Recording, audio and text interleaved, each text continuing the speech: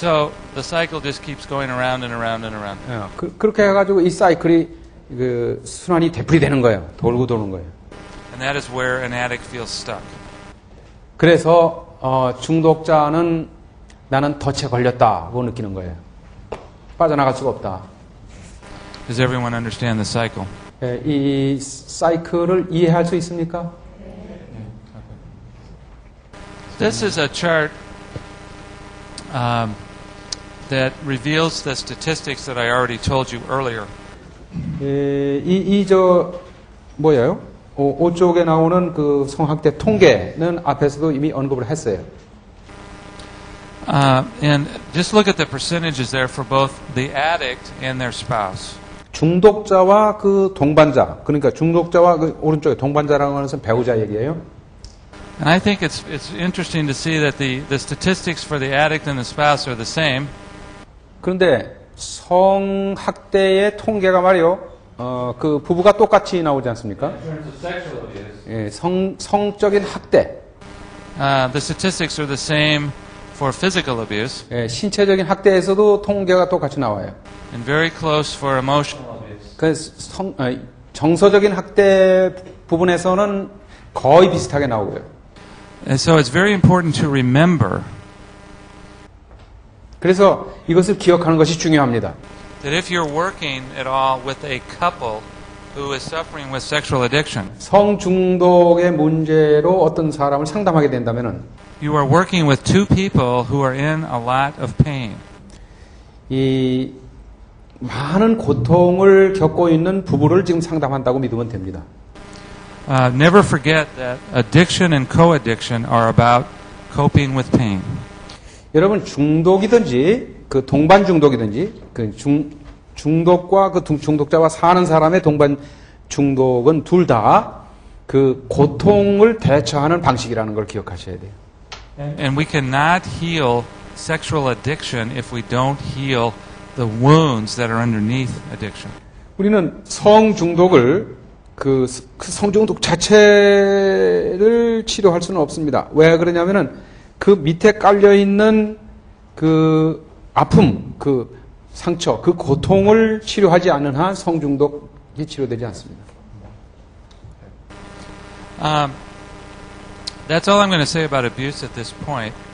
예, 학대에 대해서는 그만큼 말씀드리고요. But I want to make one point about families. 제가 가정에 대해서 한 말씀 드리겠는데, Because a lot of times I get asked the question, are you blaming families for sexual addiction? 많은 경우에 제가 상담을 하다가 성중독에 대해서 당신의 가족을 탓하고 있지는 않습니까? 라고 물어봅니다.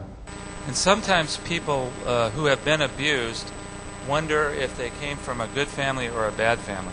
이 학대를 받는 사람은 이런 의문을 갖습니다. 내가 좋은 가정에서 자랐나 나쁜 가정 출신인가 그걸 스스로 자문하게 됩니다.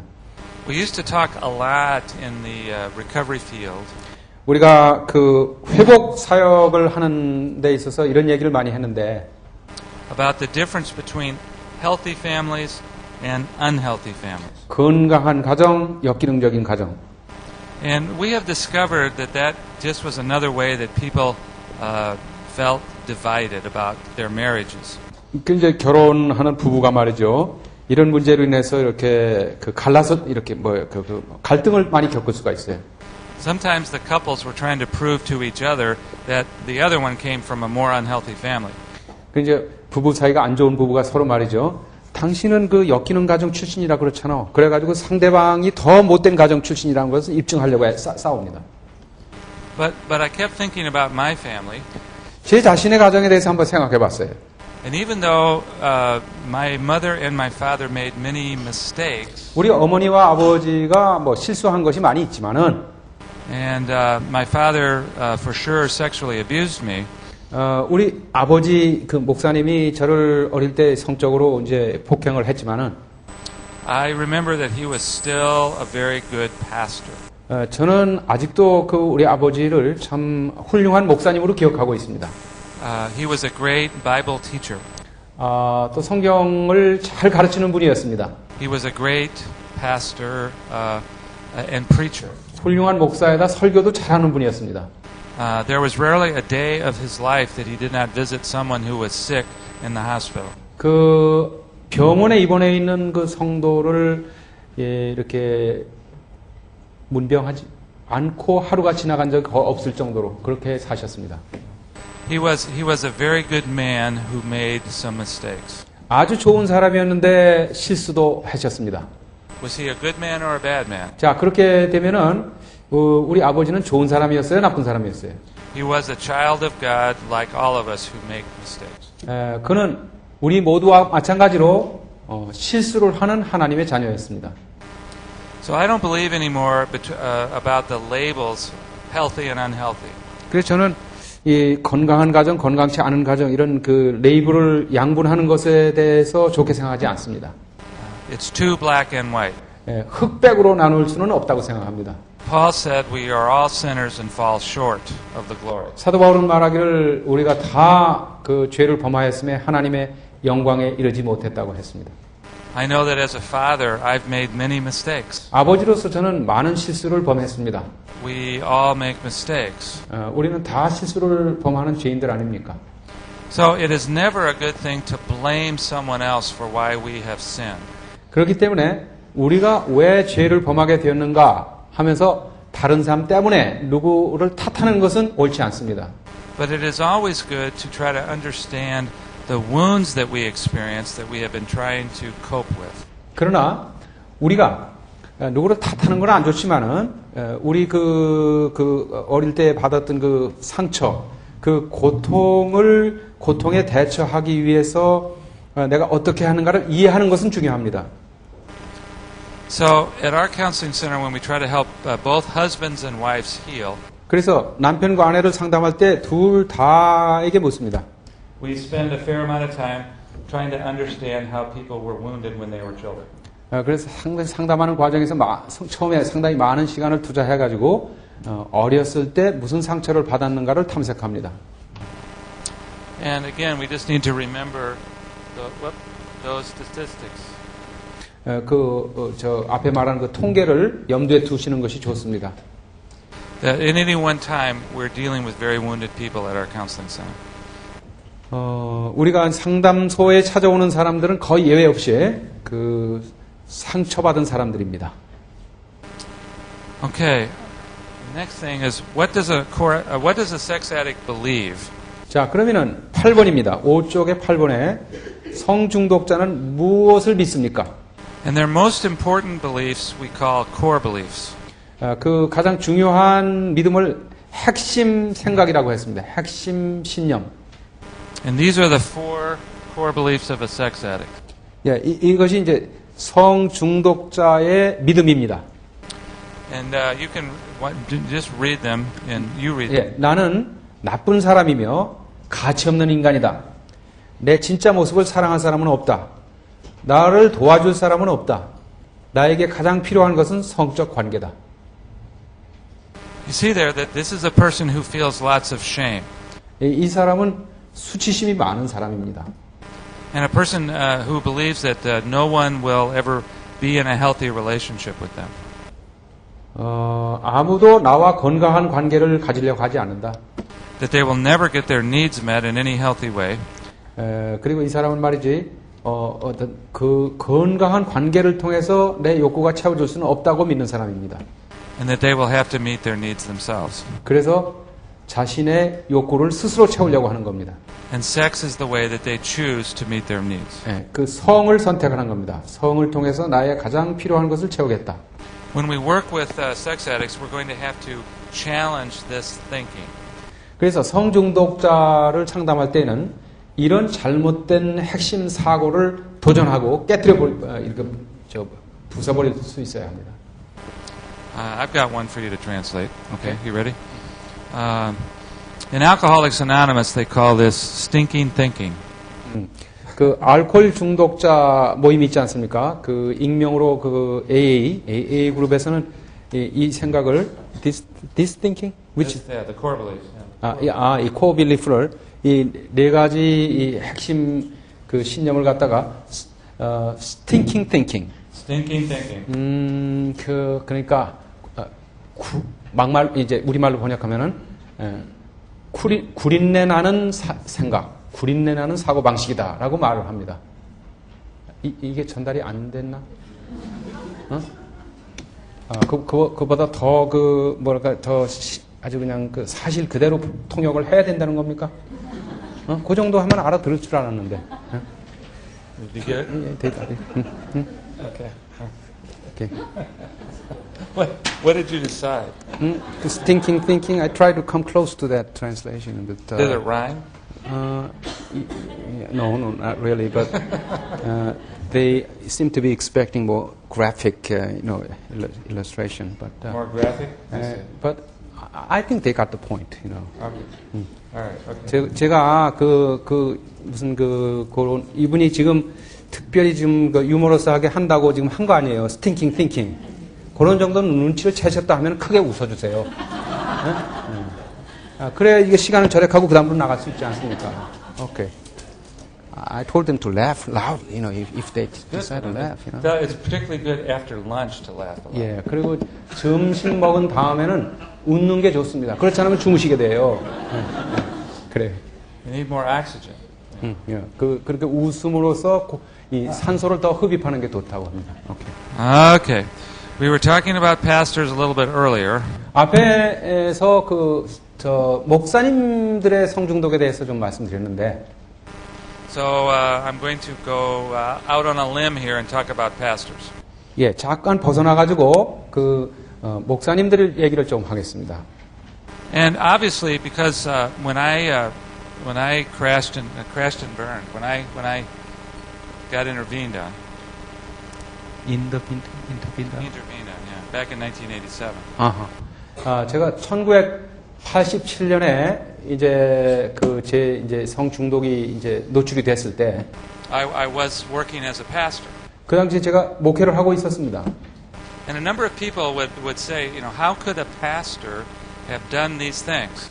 상당히 많은 사람들이 그런 반응을 했습니다. 목사님이 어떻게 그런 짓을 할 수 있느냐? So it started me thinking, what are the characteristics of pastors, Christian pastors, who are sex addicts? 그래서 이 성중독에 걸린 그 목회자들의 특징은 어떤 것인가를 생각하게 되었습니다. And these are characteristics that I've come up with over the years. 여러 해 동안 제가 연구하고 그 묵상에서 나온 목록입니다. And I've also written a book on what makes a pastor vulnerable to sexual sin. 제가 쓴 책 가운데 무엇이 목사님으로 하여금 성적인 죄에 취약하게 만드는가 하는 제목의 책이 있습니다. And if we were to see symptoms of this, we should be very concerned. 만일 이와 같은 증상이 나타난다고 할 것 같으면 우리 그 목회자들이 좀 조심해야 된다, 신경을 써야 된다고 생각합니다. Every pastor that I've ever known who is a sex addict 목회자 가운데에서 성중독자들은 모두가 is lonely, isolated, and has absolutely no accountability. 홀로 있는 시간이 많다. 다시 말해서 외로운 사람이고 고립된 사람이고 또 이렇게 상호 책임지는 관계가 없는 사람이에요. They may know hundreds or thousands of people, 이 목사님이 말이야 수천 수백 명의 사람들을 알고 있을지는 몰라도 but they have no close personal friends. 이렇게 친밀한 개인적인 친구는 없는 사람들입니다. They isolate themselves, sometimes in their own offices. 자기 그 목양실에 이렇게 자기를 고립시킬 수도 있고요. They sometimes have time during their day when no one knows where they are. 그리고 그 하루 중에 말이죠. 아무한테도 소재를 알리지 않고 혼자 어디를 가는 습관도 있는 사람입니다. And so they have very little accountability. 그러니까 accountability가 없어요. 상호 책임을 지는 누구한테 자기를 보고해야 되는 그런 관계가 없다 이 말이에요. There may be 20 elders in the church, 교회에 20명의 장로가 있다 할지라도 but those elders aren't around every day and they don't know what the pastor is really doing. 그 장로님들이 매일 목사님의 삶을 살피는 게 아니잖아요. And pastors who are sexually addicted love to isolate themselves and to have lots of alone time. 그래서 성적으로 중독된 목사들은 그 외로운 사람들이고 그 상당히 많은 시간을 고립된 가운데서 혼자 보내기를 좋아하는 사람들이에요. Like all sex addicts, pastors who have sex addiction have lots of shame. 그리고 다른 모든 중독자와 마찬가지로 성중독 목회자들은 많은 수치심을 안고 있는 사람입니다. Pastors who are sex addicts, though, act like they don't have shame. They act in a way that's very narcissistic. 그리고 이 수치심이 성중독 목회자들은 그 상당히 그 자아도취적인 성향이 있어요. Do you need to explain narcissism to them? Why don't you do that? Okay. Narcissism to me is a person who 자아도취를 설명을 하고 있습니다. 자아도취적인 성격 장애자들은 자신에 대해서 얘기하기를 좋아하는 사람이에요. maybe very self-centered. 자기중심적으로 인정받고 싶어서 자기중심적인 얘기를 많이 털어놓는 사람이에요. Is always pointing out how wonderful they are. 내가 얼마나 훌륭한지를 이제 이야기하는 사람이에요. Is very grandiose in their thinking and talking. 그리고 과대망상적인 생각을 합니다. 자기를 정도 이상으로 중요하게 부각을 시킵니다. They are sometimes very obnoxious with that. They themselves? Yes, the narcissist. Yeah, the person who has narcissism. The pastor with narcissism is very obnoxious. 그리고 이제 자도취적인 이 목사님들에 대해서 얘기를 하는데 이 사람들은 상당히 거부감을 느끼게 하는 자기 자랑을 너무 하니까 그런 면이 좀 있습니다. Have you this is another one of those questions. Have you known any famous, well-known pastors here in Korea who you would have said they're really pretty self-centered? 혹시 여러분들 한국에 이렇게 유명한 잘 알려지는 유명한 목사님 가운데서 이런 인상을 받는 사람이 혹시 있습니까? 저 목사님은 상당히 자기중심적이다. 자기 얘기만 많이 한다. You don't have to mention any names now. 누가 그렇다고 이름을 댈 필요는 없어요. We have plenty of them in the United States, believe me. 근데 미국에는 굉장히 많아요. 그런 목사님들이. These are the men who will preach about themselves from the pulpit. 설교 단상에서 자기 자신을 설교하는 사람이 자기를 이제 선전하는 사람들이 있어요. And they will always talk about how hard life is for them. 내 삶이 얼마나 힘든지 아느냐고 자기에게 초점을 맞춥니다. They will sometimes act like they're victims. 또 자신이 무슨 희생자나 된 것처럼 얘기를 합니다. And it's all an attempt to deal with their shame. 왜 그렇게 하냐면 수치심을 다루는 한 방법으로 자기도 모르는 사이에 그렇게 하고 있는 겁니다. They feel terrible about themselves and are trying to convince themselves and others not to feel that way. 자기 자신에 대해서 상당히 부정적인 생각을 무가치한 저는 수치스러운 생각을 하는 사람들인데 그것을 그렇게 자기 인정받고 싶어서 그냥 자기 중심적으로 말을 하는 거예요. I'm not sure if they would know some of my examples from the United States. 미국에서 이런 예를 들어서 말씀드리면 이해할지 잘 모르겠는데요. One of my favorite examples of this was Jim Baker. 짐 베이커라는 사람 이름을 혹시 기억하는 분이 있습니까? You know him? I had the opportunity to meet him while he was in prison. 그 사람이 감옥에서 복역 중에 제가 한번 만날 기회가 있었습니다. He was one of the most shameful men that I've ever talked to at that time. 그 당시에 이 사람은 가장 수치심을 많이 느끼는 가운데 있는 사람이었습니다. And while he was in prison, he was very, very depressed. 그리고 복역하면서 감옥에서 우울증이 심했습니다. But if you were to watch him on television before he got into trouble, 그러나 그 죄가 드러나가지고 감옥에 가기 전에 말이요. TV에 나타나는 모습 보면은 if you were to watch him and his wife Tammy Faye, 태미 페이하고 둘이 부부가 같이 나타나서 TV 방송하는 거 보면은 would you have not said it was a little narcissistic? 정말로 자아도취에 빠진 사람들이다 하는 인상을 지울 수가 없었습니다. To build this large empire and to have all of these houses. 큰 왕국을 건설해 놓고서 말이야 금으로 막 치장하고 이런 왕국을 건설했어요. 집도 많고 그죠? And I think also Jim Baker was a sex addict. 그리고 짐 베이커 그 목사는 성중독자이기도 했습니다. There are a lot of examples. Jimmy Swaggart would be another one. 지미 스웨거트라고도 혹시 이름 들어보셨습니까? 기억하십니까? Everybody know that name? 지미 스웨거트를 모른다는 겁니까? Do they know him? They know about him. There are others, but that's enough name dropping. 그 이름을 막 구체적으로 이렇게 말씀드릴 건 짐 베이커하고 스웨거트 정도, 그 정도로 끝내겠습니다. The next thing there is that the pastors who are sexually addicted usually have lots and lots of anger, but it's hidden anger. It's repressed. 그리고 왜 여기는 저 5페이지에 말이요 안 나왔는지 모르겠는데 이 성중독 목회자들은 수치 밑에다 쓰세요. 억압된 분노가 많습니다. 억압된 분노를 안고 삽니다. I once worked with a church where the pastor had sex with some of the women. 한 번은 제가 그 어떤 목사님을 이제 상담하는데 목사님이 그 교회 교인들하고 성관계를 했습니다. And when we talked to some of the women of that church, 그 교회 그 여성들하고 제가 얘기를 해보니까 they all said that this pastor was very angry at women. 이 목사님은 여자들에게 대해서 분노가 많다고 똑같이 얘기를 하더라고요. It came out in the way he preached and taught. 뭐 설교할 때나 그 성경을 가르칠 때나 그 분노가 표출이 됐다고 그래요. It came out in his humor and his jokes. 그 목사님의 유머나 그다음에 농담에도 계속 그 여성에 대한 분노가 표출이 됐어요. And it came out in the way he treated the women in general. 그리고 여성 전체를 이렇게 대우하는 방식에도 그 표출이 됐다고 합니다. He was a very, very angry man. 아주 화가 많이 난 남자였다.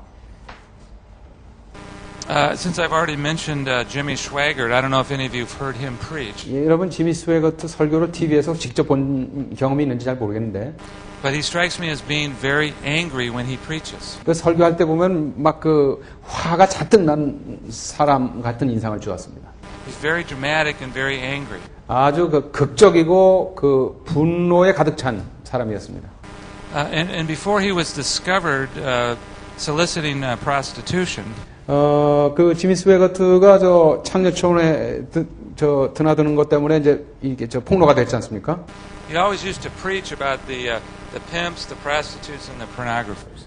그런데 이 지미 스웨거트 설교할 때를 보면은 그 창기와 무슨 죄인들과 막 그런 사람을 때리는 설교를 많이 했습니다. And if we could just get the world rid of all of these things, 만일 이런 창녀들과 그걸 뭐라 그러지? 왜 이렇게 소개하는 사람들, 창녀들, 포주, 창녀와 포주만 제거할 수 있다면은 이렇게 설교를 했습니다. yeah, like that. That's how he would. 그런 식으로 설교를 했어요. 오케이. And the whole time he was involved with prostitution. 그런데 그런 설교를 하는 과정의 이면에서는 이 창녀들과 놀아나고 있었단 말이에요. 본인이. Pastors who are sexually addicted come from families where there have been many wounds. 그다음에 여러분들 이 성에 중독된 목회자들은 그 다음입니다. 상처받은 가족이라 그러는데 그런 뜻이 아니고 그 출신 가정에서 상처를 받았다는 겁니다. 그 근원 가정에서. Yeah. Remember the abuse statistics that we talked about. 예, 어릴 때 상처받고 학대받은 사람들이 중독자 된다고 말씀드렸죠. The important point to remember, though, is this. 우리가 기억해야 할 중요한 요점은 이것입니다. These pastors bring their woundedness into their ministry. 이 목사님들이 그들이 받은 상처를 목회로 끌고 들어가고 있다는 것입니다. 그 치유가 안 된 가운데 목회를 한다는 겁니다. The stress of being in the ministry does not cause sexual addiction. 이 목회의 스트레스가, 그러니까 목회자의 스트레스 대단하지 않습니까? 목회의 스트레스가 성중독을 야기하는 것이 아니다. Pastors bring their addiction into the ministry. 오히려 목사님들이 중독을 사역에, 목회 사역에 가지고 들어가는 거예요. And they hope that ministry will help them not do these sexual things. 근데 이제 이 목사님들의 동기는 이런 것이에요.